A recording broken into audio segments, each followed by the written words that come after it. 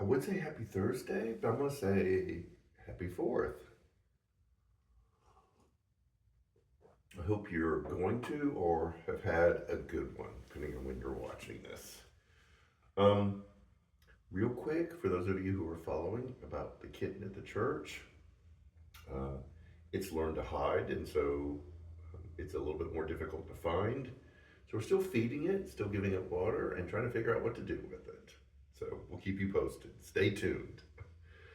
This is going to kind of be a wandering talk um, because I haven't settled at a place yet on this issue, and I want to create an atmosphere where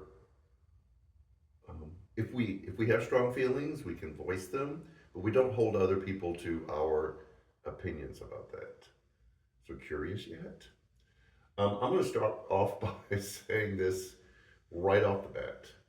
I have a very complicated relationship with July 4th. On the one hand, I love living in a country that allows what this country allows. I don't think I could really think of any other countries I would rather live in as a country. Now, there's other places I would like to live.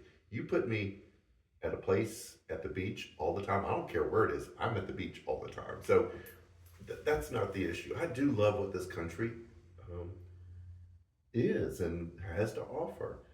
But on the other hand, there is a very complicated history of the United States, and you just have to admit that it was it was founded and built on slavery. Um, the Civil War was this internal fight between um, allowing slaves and taking advantage of slaves. Um, we've done some horrible things, as have every country. It's what empires do to protect their interests. And so when we celebrate, it's what are we celebrating? Um, and, and, and in this trying to figure out what to celebrate, it's what kind of approach do I take? How do I understand myself in this country? And it would be real easy to be an American first and then be a follower of Jesus second. And I think a lot of us get caught in that, or we wrap it up together. And we end up having this really nasty, enmeshed, um, corrupted view of loyalty and commitment that isn't where our heart is supposed to be.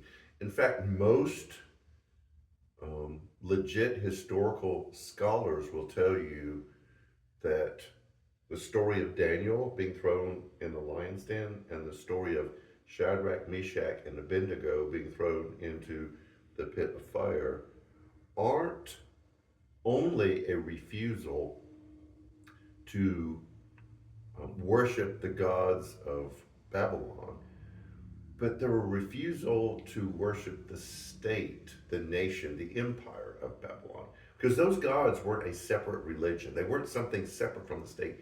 They represented the state. They represented the power and the force, um, and sometimes the ruthlessness of the empire. And so when Daniel and the other three were forced to acknowledge those gods, it wasn't a separate religion. It was to acknowledge the power of the empire. And they refused to do it.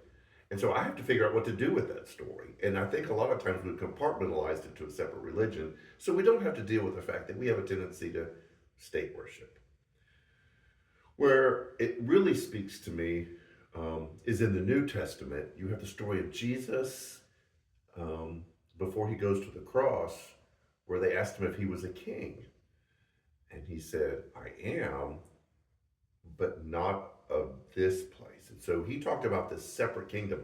It wasn't a heavenly kingdom, it was he was establishing a kingdom within the kingdom that wasn't the kingdom. I know that sounds really confusing, but you know what I'm talking about, if you're honest. And then Paul continually talked about how we were ambassadors. We were aliens to wherever it was we lived.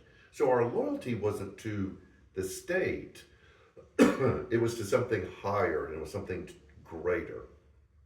And an ambassador is like a guest. If you stay at someone else's house, you abide by their rules, but that's not your house. You're welcome, you're embraced, you're loved, you love being there, but that's not your house. You're a guest. And so Paul was trying to establish, yes, you are part of this culture, you are part of this nation or this empire that you live in, but your citizenship is elsewhere. Which I'll be real honest with you, I don't have a clear cut answer what that looks like.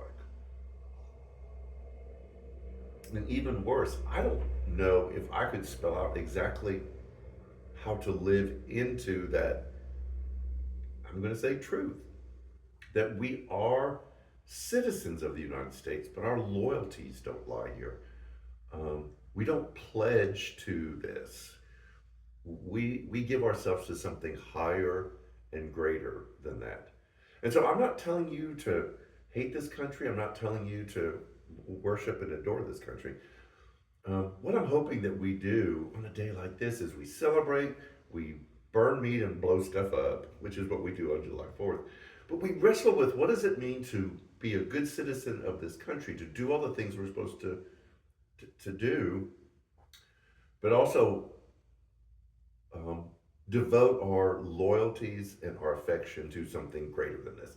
And I hope that that's a constant wrestle for us as we figure out what it means to be an American or whatever country you live in. So enjoy the day. Um, have a great time. Eat more than you should. Sleep longer than you normally do. Blow stuff up. Um, but give it some thought. Wrestle with it. What does it mean to be a citizen of this country? I want to thank our team for the fellowship we had this past Sunday. It was fantastic. We had a great time. You saw the pictures and the videos. In fact, because of your generosity, we were able to take care of some of our food pantry people who showed up and they ate with us. And it was great. And we were able to help them in other areas too because of your generosity, and we appreciate you. This Sunday, we finish our soundtrack series. We probably almost forgot about that, about how to wrap this all up and make it something that's sustainable. So enjoy the rest of the fourth. Do all the things that Americans do, and wrestle with what it means to have our loyalties directed at a much higher place. So have a great day, week, and we'll see you Sunday.